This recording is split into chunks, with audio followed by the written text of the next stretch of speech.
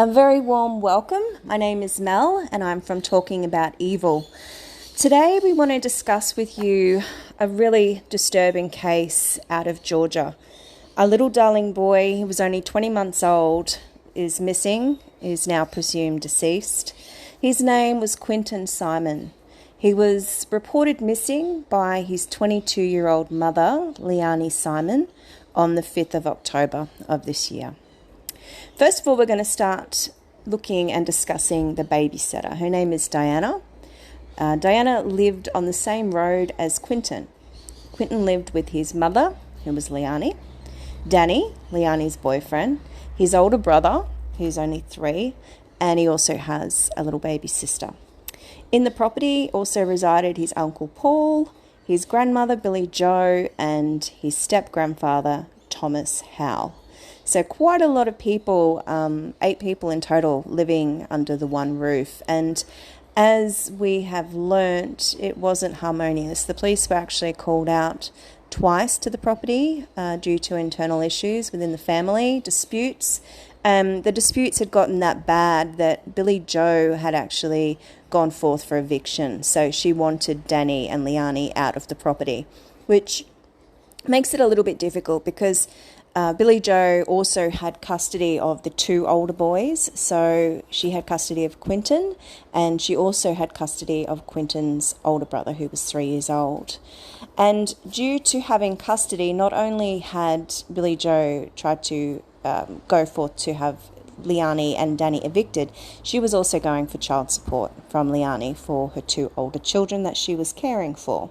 So the morning of the 5th of October, it seems to be when everything kind of came to a climax. So at 5:29 a.m., Diana, the babysitter, alleges that she received a text message from Danny, the boyfriend, saying that Leilani was having all 3 children today and that Diana's services weren't needed. Now, Diana stated she thought it was slightly odd because even if Leilani didn't work, she didn't have the children. The babysitter always seemed to have the children. So Danny would drop the children off on his way to work prior to 6 o'clock, and then he would pick them up on his way home, which was between, it was late afternoon, early evening anyway. So she thought it was a little bit odd, but she thought okay, and she continued on with her day. However, the next text that Diana received from Danny's phone got her quite concerned. Red flags started to go up. The text stated and asked if Diana had seen Quinton. At this stage, becoming quite concerned, Diana jumped in her car. She lived on the same street, obviously, as the family, and she knocked on the door. Danny answered, and Diana was there to offer her help to search for Quinton because caring for him for 6 months, she thought maybe he's playing hide and seek, maybe he's hiding in a cupboard. Diana had also stated that she had witnessed Quinton and his older brother unattended out the front of the property. So that was also a concern of Diana's. When Danny answered the door, apparently he told Diana that she wasn't needed. There was no need to search. They'd already searched. So Diana went to walk away, jumped back in her car where she saw Leilani having a cigarette out the front. This is around about 9 o'clock, a little bit after 9 o'clock, 10 past 9. And she asked Leilani, "Have you called the police?" And Leilani answered back, no, she hadn't. So I want to just backtrack you a little bit earlier in the morning. Now, Danny has come out and claimed that he saw Quinton in his playpen between 5:30 and 6 o'clock the morning of the 5th when he was getting ready to go to work. He claims that he tried to wake Leilani from her slumber, but he could not get her to wake up. And so he just headed off to work. So the last time anybody laid eyes on Quinton, allegedly, was between 5:30 and 6 o'clock.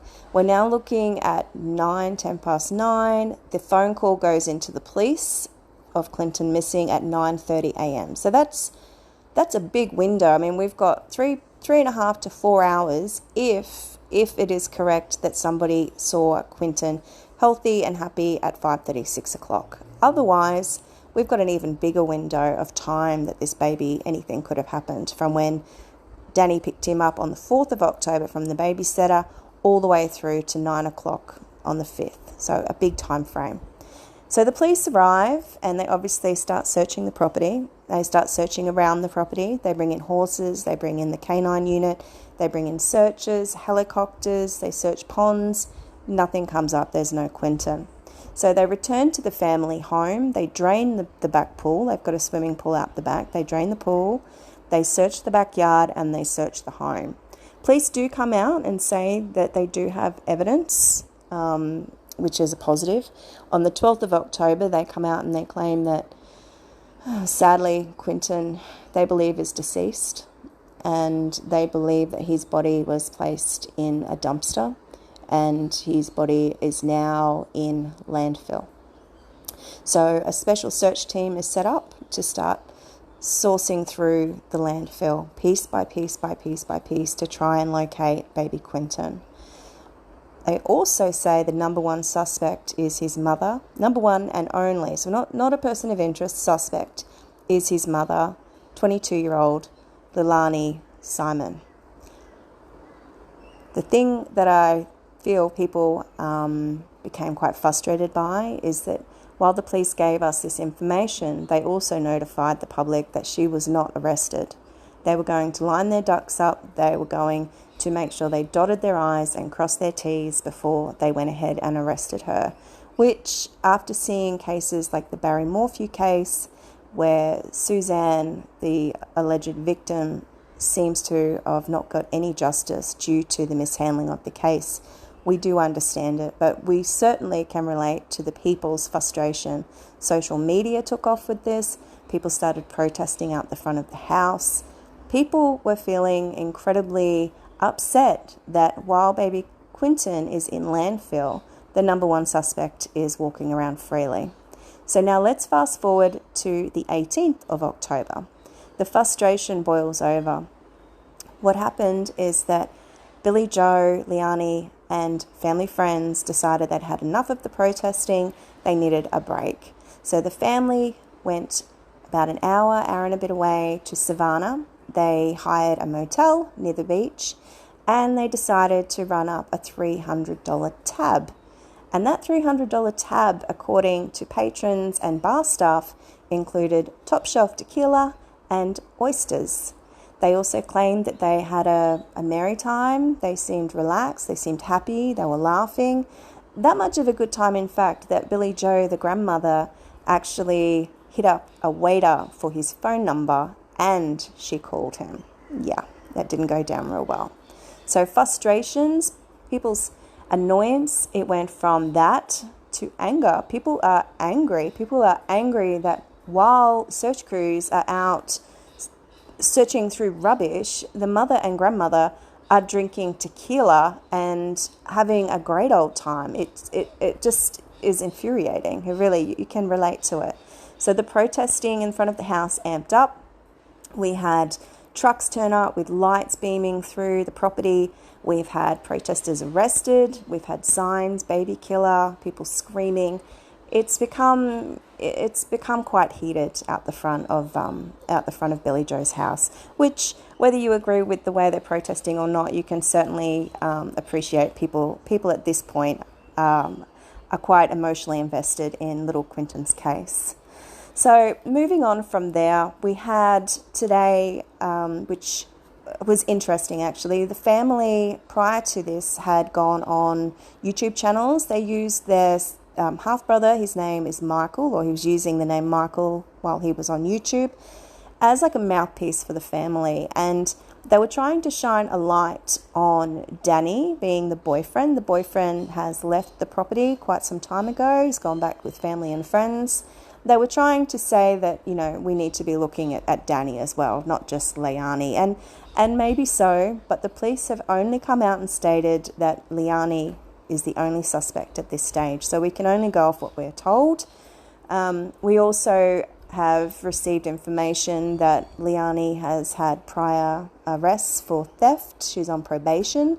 She has also been classed as a chronic DRUG addict, with her youngest and most recent baby also, unfortunately, being born with a dependency. So it raises the question, how did this baby leave the hospital with Leilani when she's had 2 children taken off her? Her baby has been born positive to DRUGS.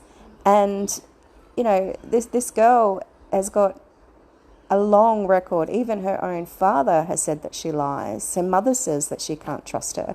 One of her other brothers has come out and said she's on her own in this. So not by any accounts somebody that is a trustworthy person.